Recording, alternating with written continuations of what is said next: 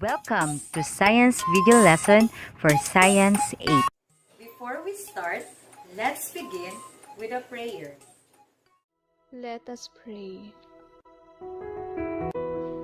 We praise you, Lord, and we thank you for the opportunity to study and prepare for a good life in the future. Bless our teachers who inspire and guide us. Bless our parents who work hard to support us. Bless our classmates and all the people who care for us. Bless us, help us to be more attentive, patient, and diligent to understand the lessons that our teachers teach us. Bless our beloved country that we may have unity, peace, and prosperity.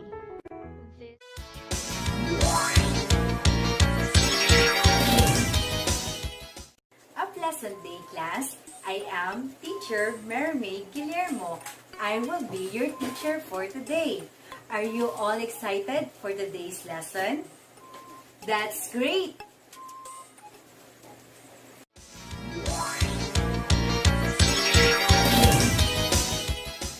Hello, students! Do you want to play a game? Yes, very good. So in this game, you are going to guess the word being defined by the jumbled letters. And each question, you are given 5 seconds to answer. Are you ready? Okay, let's begin.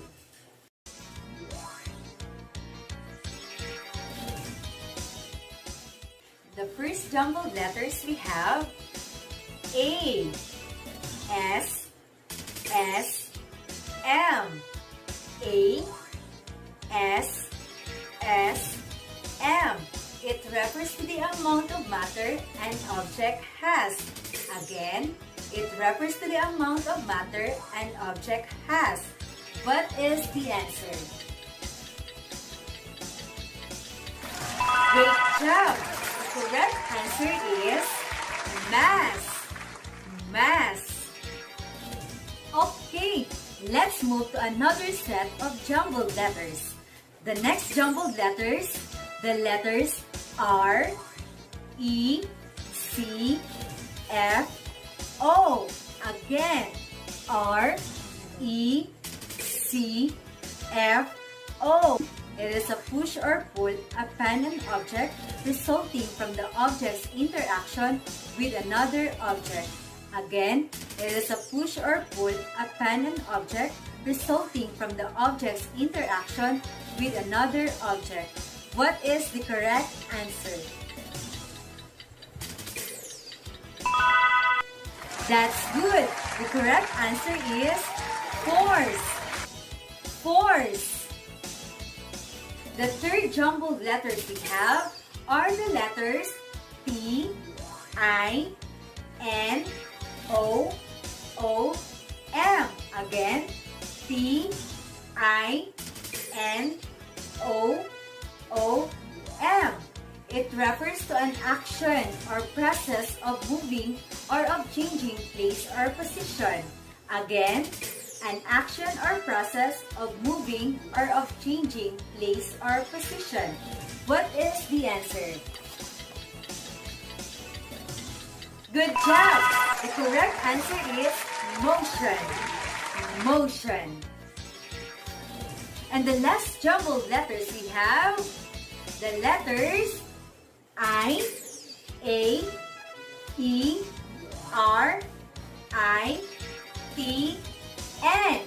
Again, I, A, E, R, I, T, N. The resistance of any physical object to any change in its state of motion. It is the resistance of any physical object to any change in its state of motion. What is the answer? Great job! The correct answer is inertia. Inertia. Have you encountered those words before? When do we usually use those words? Very good. This has something to do with our daily activities like household chores, exercises, playing, and marketing.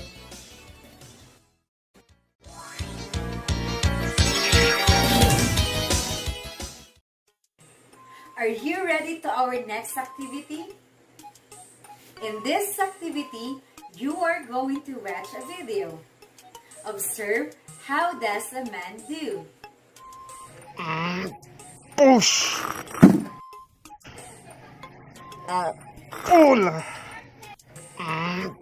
What did the man do?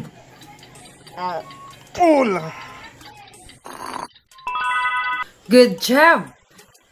He was pushing and pulling the bags. When you do the pulling and pushing, meaning there is force. There are a lot of things happening in the world. Objects move, fall, and rest all around us. You may think you understand why things move or don't move, but did you know the forces acting on this object can be measured and their motion predicted? Isaac Newton wanted to understand the world better. That is why he laid down 3 laws of motion more than 300 years ago that formed the foundation of classical mechanics and are still in use today. In this lesson, you will develop an understanding of law of inertia.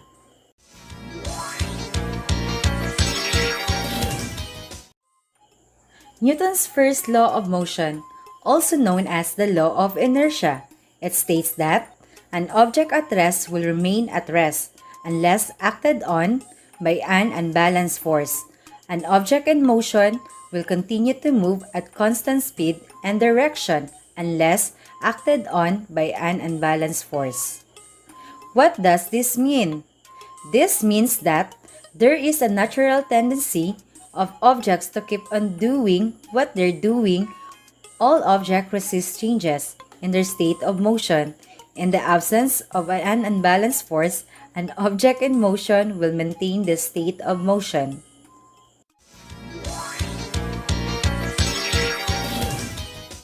Let's learn more about how to identify balanced and unbalanced forces through several examples.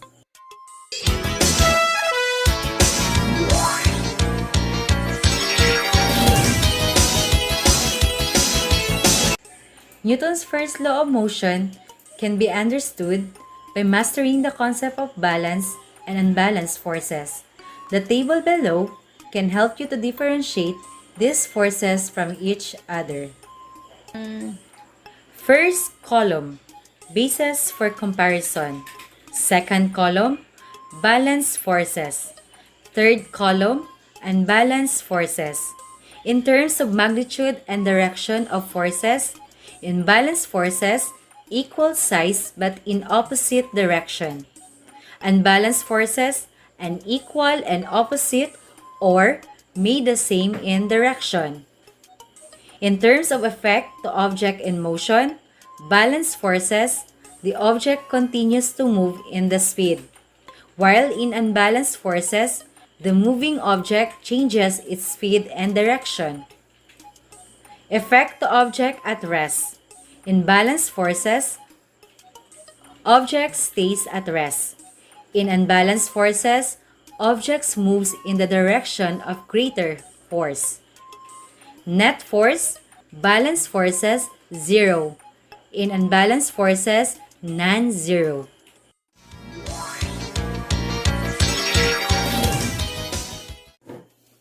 Let's check your understanding of balance and unbalanced forces. Identify whether balanced or unbalanced forces acting on the following situations.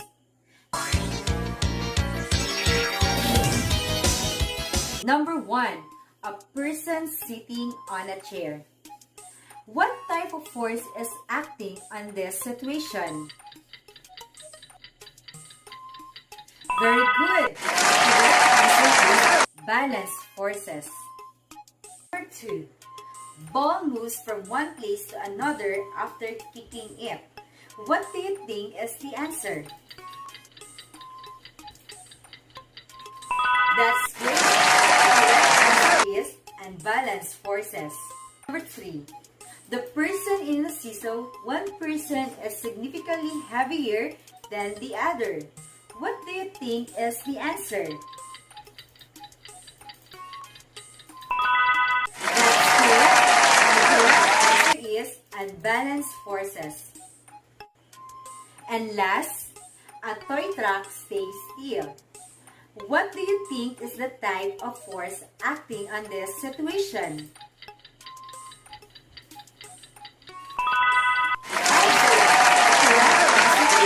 Balance forces.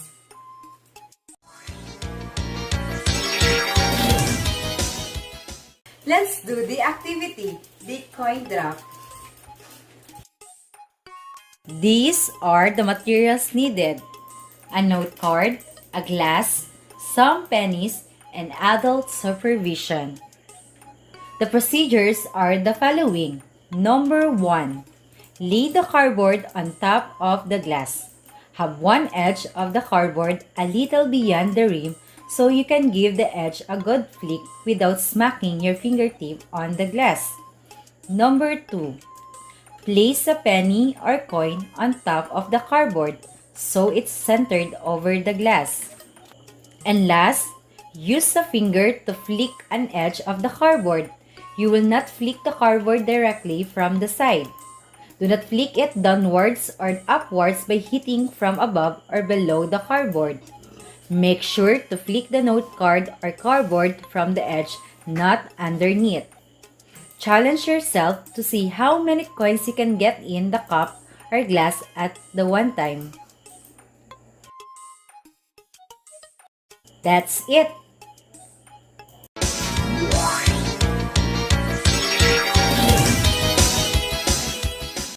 Questions. Number 1. What happens when you flip the cardboard? That's good. The answer is, when the coin was flipped quickly, the cardboard moved forward but the coin didn't move with it.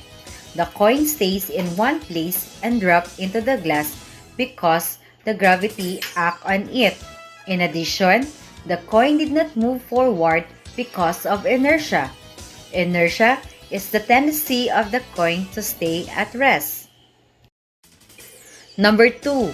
What is Newton's first law?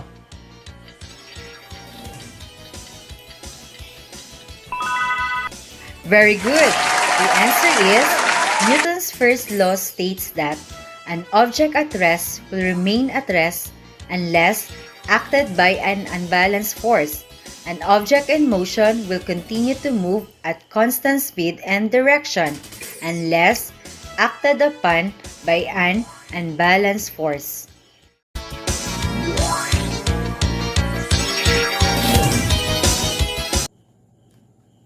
Let us see if you are the most experienced passenger by doing this activity. Try to recall your experiences in riding vehicles so that you can relate to the activity. Are you ready?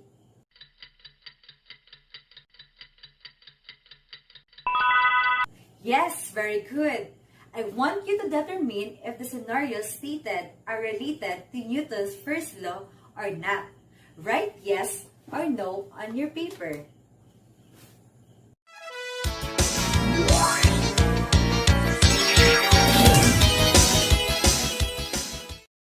The scenarios are the following. Number 1. The bus driver suddenly started his engine when he realized that it is already his time to go. The passengers sitting or standing in the bus tend to fall backward. I repeat, the bus driver suddenly starts his engine when he realized that it is already his time to go. The passengers sitting or standing in the bus tend to fall backward. What is the answer?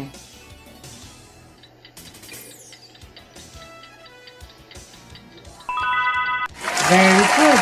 The answer is yes. The scenario was related to Newton's first law.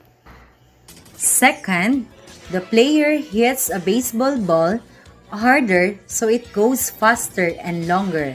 I repeat, the player hits a baseball ball harder so it goes faster and longer. What is the answer?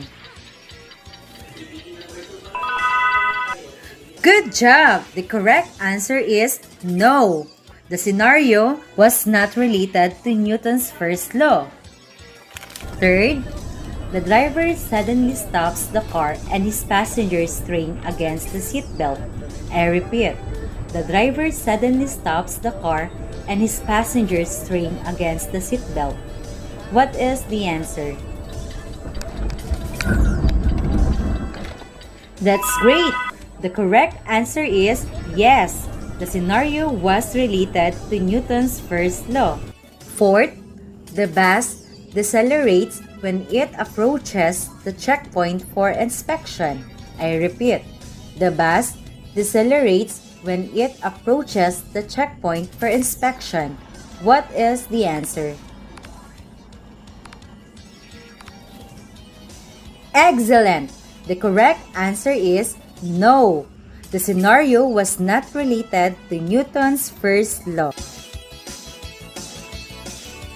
Last, the visitors were amazed when the waiter pulls the tablecloth out from under the table full of dishes. I repeat, the visitors were amazed when the waiter pulls the tablecloth out from under the table full of dishes.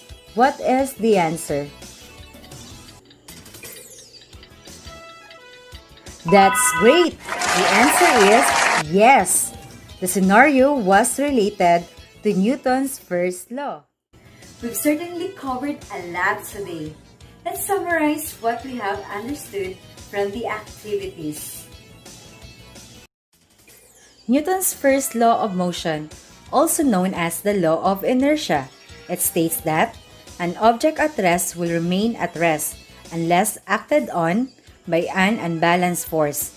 An object in motion will continue to move at constant speed and direction unless acted on by an unbalanced force.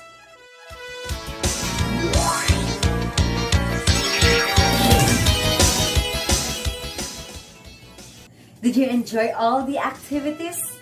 Did you learn? Let us find out by answering these questions. Look at the boys playing tug of war. On one side, two boys are tugging a rope against one boy on the other side, assuming that each of the boys can exert a 50 Newton force. Who will win the game? Again, look at the boys playing tug of war. On one side, two boys are tugging a rope against one boy on the other side, assuming that each of the boys can exert a 50 Newton force. Who will win the game? A. Only one boy. B. The two boys. C. No movement. D. Cannot be determined. What is the answer? That's correct. The answer is B. B. The two boys. Number 2. If a van driver suddenly makes a sharp turn, which of the following will likely to happen due to inertia? I repeat, if a van driver suddenly makes a sharp turn, which of the following will likely to happen due to inertia? A. Passengers will slide back and forth. B. Passenger will move backward. C. Passenger will move forward. Or D. Passenger will slide to the side of the van. What do you think is the answer? That's great! The answer is C. Passengers will move forward. Number 3. Why should we wear seatbelts in riding a vehicle? I repeat, why should we wear seatbelts in riding a vehicle? A. We should wear seatbelts to maintain our inertia. B. We should wear seatbelts so that our body will not move if we meet an accident or a force is applied to the brake. Letter C. We should wear seatbelts so that we can sleep while traveling. Or D. We should wear seatbelts so if we are in accident, our body doesn't keep moving at the same speed and in the same direction that the car was going. What do you think is the correct answer?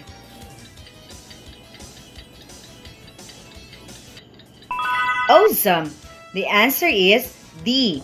We should wear seatbelts so if we are in an accident, our body doesn't keep moving at the same speed and in the same direction that the car was going. Great job, everyone! We've certainly learned how to differentiate balanced and unbalanced forces, stated on Newton's first law of motion, and cited situation where law of inertia is applied. We are looking forward to being with you in our next video lesson. Once again, this is your teacher, Mary May, saying good day, stay healthy, and stay safe, everyone.